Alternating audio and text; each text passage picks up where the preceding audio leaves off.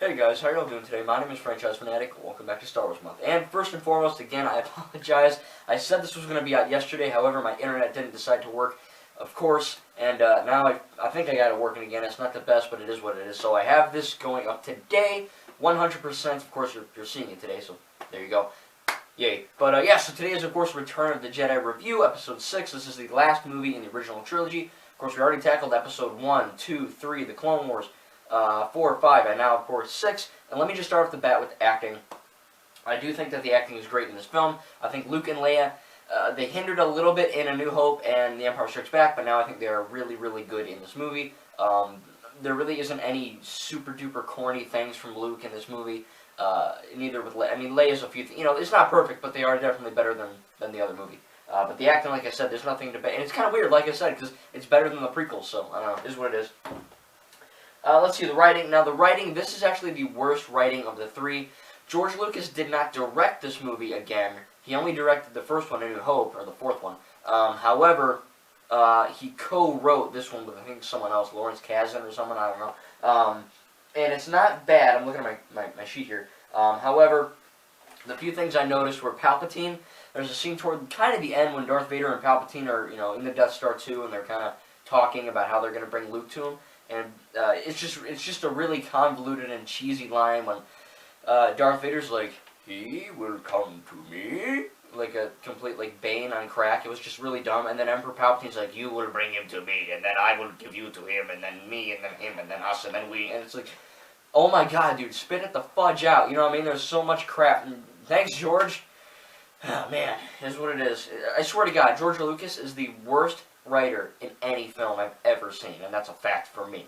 And of course, we also have when the Emperor is, shocking Luke, and he's like, "Father, please help me," and it's all great stuff. And then, of course, I believe, I could be wrong, but I believe this version I have, it's kind of funny because I have them all on DVD and Blu-ray, but I don't have Return of the Jedi on DVD for some reason. I have no freaking clue why. So I had to watch it on Disney+. Thankfully, Disney Plus worked. It didn't freeze. I mean, that's what all worked. But, however, again, I'm not sure. I do have Return of the Jedi, the original unedited version on DVD. I have not seen it yet. Again, I just wanted to watch the better versions for review sake. But I do think that in this version, he goes to Palpatine. He goes, "No! No!" Like that. And it's just so cheesy again. I swear to God. Episode 3 did it. Episode 5 did it. And now Episode 6 does it. Saying no, you have to do it correctly, and they did it wrong in 3 instances, so that is another negative here. But again, the writing is great, except for a few of these little standout scenes. Sound, perfect. I love the everything is great with sound. The music, the effects, or the sound effects. Everything sounds great. Nothing sounds really out of place. There's no music that skips or anything like that, so it's really good. Directing, again, not George, so it is really good. A lot of shots are lined up really well. However, we'll talk about that more toward the editing, but overall the directing and the positioning of the camera is very good. I think there wasn't really any standout scenes that made me hate that. Let's see. Okay, so the editing. The editing is the best out of the original trilogy. However, there are scenes that kind of start fast, and then there's scenes that end too quick. So, there's certain scenes where... again, George as a writer is an idiot because he expects the audience to be idiots as well, and he has to tell us everything, and that's why the actors and actresses say, "I'm sad, I'm mad, I'm glad," when really you should just feel it, because of their acting, not of course their effing words. And then of course you go to this when some scenes, like when they showcase Leia, really are good and then they end too fast. Or, during the Battle of Endor, when you see an Ewok die, it's sad as hell because you're like, okay, it kind of, this whole argument with the Ewoks, I don't get to it, but, you know what, I'll save that for the next thing. But anyway, like I said, the editing is fine. There are a few scenes where they end too fast, but nothing really bad where, like, it skips or, anything that's actually bad. It's just my personal preference, but it is a tiny negative, as I wish the director of this movie could have maybe done a little bit better with, making sure that certain scenes are longer and shorter than they should have been for dramatic effect. Sorry if you hear that, by the way, that's a thing. The Jabba and the Barge. So this is, of course, the big action set piece of the first act, where, of course, Slave Leia is in charge, not in charge, but Jabba the Hutt is large and in charge, very large and in charge. And it's a really great scene. I really love this scene. From when I was a kid, maybe 12, 13, teenager, whatever, I really, really love this scene. I love the action, I love the suspense, I love the comedy. I love that, you know, all this, you know, the twists and turns of Leia being a Bosch or Bosch, you know, warrior with a thermal detonator, and then she sneaks in and gets captured. It's all great stuff. And I have an issue with one thing, and that's going to be toward the action scene. But the Jabba Barge scene is awesome, and I can't wait to play it in Lego Star Wars: The Skywalker Saga when that comes out next year in 2020. Yoda's death scene. Yeah, Yoda dies in this movie. It's kind of quick. Luke's like, "Oh yeah, R2, we're going back to the Dagobah system," and then he goes down, and then Yoda's like, "Here, come here," and then he just kind of tells him that you have a sister. You know, there's another, and then he dies in peace. Now, Obi-Wan Kenobi died sort of in peace. Yoda died basically in bed, so that's pretty damn peaceful. And Luke Skywalker, of course, in The Last Jedi died, I think, the most peaceful death of all, knowing that he will not be the last Jedi, and that Rey and the new generation of people will take over when he failed in some degree. So I really do think that Luke's death is the most peaceful, but Yoda is a really good death as well. And it's kind of sad, you know, now that I'm watching all these movies in order, it's like, ah, oh, damn, Yoda died, you know, darn it. But it is still kind of cool. We have Endor, the forest moon of Endor. People seem to confuse this, but Endor is not a planet. Endor is a moon. It is the forest moon of Endor. And the actual planet is called Endor, and it's like an icy planet, I think. Kind of like Hoth or Crate, or not Crate, but, you know, some other snowy planet. But Endor looks great. You know, it's kind of an excuse for George not to have that much CGI because of the, you know, really it's like, I don't know where they filmed it, but it looks really real. You know, you can tell they're on a practical set with leaves and all that, so it looks really nice. But, you know, a lot of this movie takes place on Endor, which is great, again, because I love Endor in the video games. I love the Endor location. It's really iconic, but a part of me is like, okay, George just wanted to go here, so maybe he didn't have to spend too much money on effects. I don't know. That's not a negative. That's just me. But I really do think that Endor is a great scene, and, you know, I love everything that takes place on the planet. The Ewoks. Okay, this is a big problem. Everyone had a problem with the Porgs. I don't know why. Everyone has a problem with the Ewoks, and I'll admit that I do think the Porgs are better, but the Ewoks are, they're cute, they're funny, and they also win the war on Endor. And that's the biggest issue people have. Oh, the Stormtroopers, yeah, they can't shoot for nothing. You know, they can't hit the broadside of a barn or anything like that, or the broadside of a moisture evaporator, but still, they can't hit shit, essentially. And they're always slipping and sliding, and, you know, they're warriors, and they're good at what they do, but they're not the best, you know. Let's say the Sith Trooper in The Rise of Skywalker will probably be better, or the Praetorian Guards in The Last Jedi. Even though they died in that one scene, they still put up a better fight than Stormtroopers would have ever.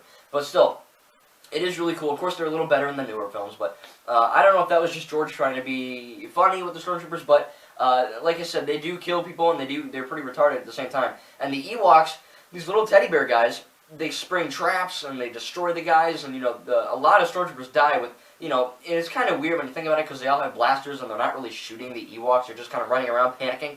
And it is funny, and it's cool to see that the Ewoks have all these different advantages because they're in their territory. And for people to get really pissed and be like, oh, the Ewoks ruined this movie, you know, there's no way these little teddy bears would beat the Empire. Well, they kind of would. If you really know your Stormtroopers, they're not really the best warriors.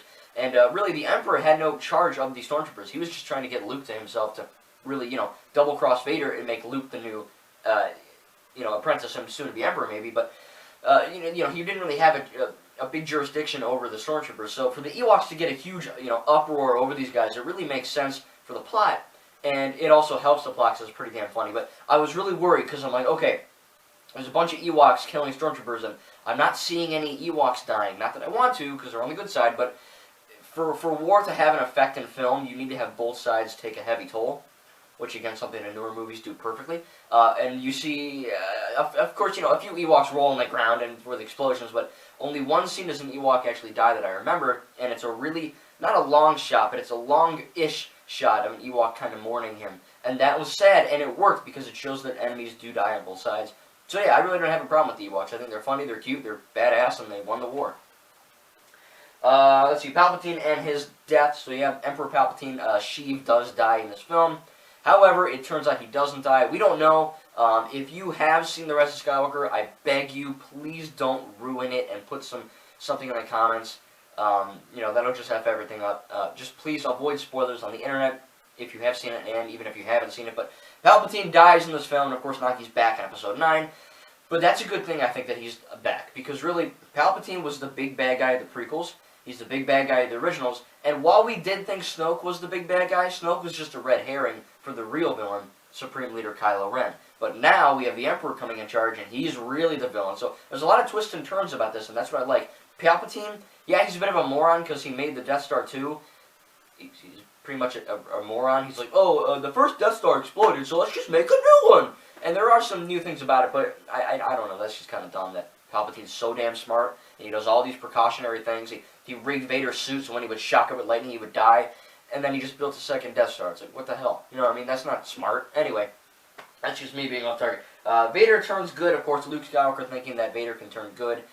Really great thing in the end, kills Palpatine, and he does become the Chosen One. Not necessarily bringing balance to the Force forever, but for a certain degree. Action scenes. I love the action scenes. I love the final battle between Luke and Vader, man. That one long shot of him swinging the lightsaber. It's in one of my tributes. It looks so damn cool. I love it. There is one scene during the Jabba barge sail scene where Luke does like a little kick, and really you would have to ultimately see it if you paused the film, but I noticed it, and it's terrible. Like, here's the bad guy, and here's Luke, and here's his foot. It goes like, look at this detail. It's not even, and then the guy goes like that. So it's really bad. The choreography was horrible during that scene, and really that's really it. You know, there's not like any standout scene that I really hate, and it doesn't affect the scene overall. It's just one shot, but it is noticeable. Very, very slight negative there. Overall, the action's awesome. The comedy, again, for everyone who said that the new Star Wars movies, Force Awakens, Last Jedi, Rogue One, Solo, and Rise of Skywalker, for all those people like, oh, it's too comedic, it's too Disney. I don't think you ever understood Star Wars, because the original trilogy is very funny, and this is the funniest yet. The Ewoks are freaking hilarious. And that's just ignorance, or dumbness, I guess.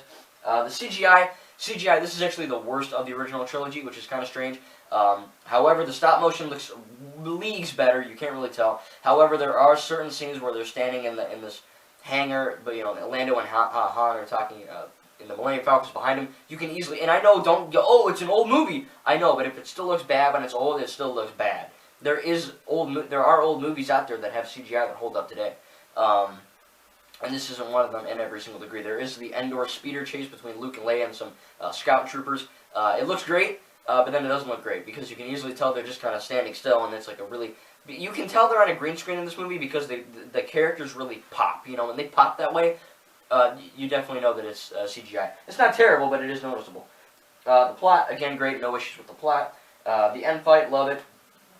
Okay, Luke, like I said in the last one, Luke Skywalker went through 3 different phases in the original trilogy. New Hope, he was immature, and he was kind of dumb, and he just kind of wanted to do things, right? Empire Strikes Back, he's very much reckless, and he gives up too easily.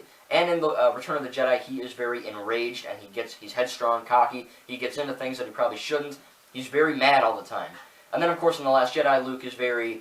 a different type of person. So for everyone in The Last Jedi that complained that Luke was out of character, or Luke would never act a certain way, or Luke would never attack his nephew, you're wrong, because he attacked his dad and he gives up. He really isn't a perfect person. He's really, really flawed. Maybe not as flawed as Anakin, but the reason why, again, Luke Skywalker is such a good character is that he's not perfect. He F's up and he makes mistakes, but in the end he atones for them. And that's what makes Luke a good character. He's not a human, or he is a human, not a god.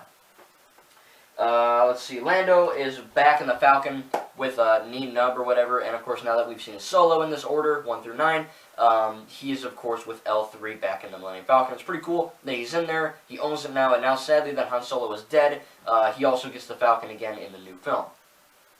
It gets closure to Anakin, yeah, I mean when you watch them all from 1 to 9, there's a lot of stuff Anakin does that's pretty effed up, and pretty cool at the same time, and pretty heroic at the same time. And now that Anakin is dead, Darth Vader is dead, it really does, help add closure. If you really watch them in this order that I'm doing, 1 through 9, you really feel, especially with the Clone Wars content, you really feel for Anakin. Now that he's dead, he can finally rest in peace with the Force. And of course, George CGI F-ups, that's what I wrote. Yeah, this is the special edition, the one on Disney Plus, I believe. There's the scene in Tatooine with that, and then like that weird song that they play, I'm not going to sing it for you, but you probably know. If you played Battlefront 2 from 2005 on Tatooine, Heroes vs. Villains, that is the shit. It really, they play that song to death in that map. And me and my buddies always love that song. It's not a bad song, it's pretty catchy and funny, but you can tell that he messed with it because the CGI is leagues better. Well, not league, okay, it's basically... You have, original trilogy CGI and set pieces, and then George Lucas slapped on some prequel trilogy CGI on there. And it doesn't look bad, but it stands out, and it's kind of weird. And, of course, the worst offender is Anakin Skywalker when Luke is looking at the very end of the movie and he sees old Ben Kenobi, Yoda, and Anakin Skywalker, his father. And it's not the old man with charred hair and, 60, 70-year-old dude that just died 10 minutes ago. It's freaking Hayden Christensen from Episode 3. He looks like he's about to bone someone again. He looks like a freaking moron in this scene. And maybe that's George going, oh, he looks like Hayden Christensen Anakin because that was when he was good, or he's reverting back to his good self. But we don't know that. We were never told that. And in the original, it is old man Anakin. And it just doesn't make sense, and it really is a weird plot thing that George just looked at it, and of course, it's Hayden Christensen, and it's going to look great. And it didn't, and it doesn't make any sense. If you really have an explanation and a canon reason why it's not old man Luke, or old man Anakin, please tell me in the comments, because it's really pissing me off. Anyway, all that being said, I do think that Return of the Jedi is a great Star Wars film. It's amazing. However, as a film, it does have some flaws. Of course, the lines, the acting in 1 or 2 degrees. Some of the CGI stuff is weird and doesn't hold up when it should for that time.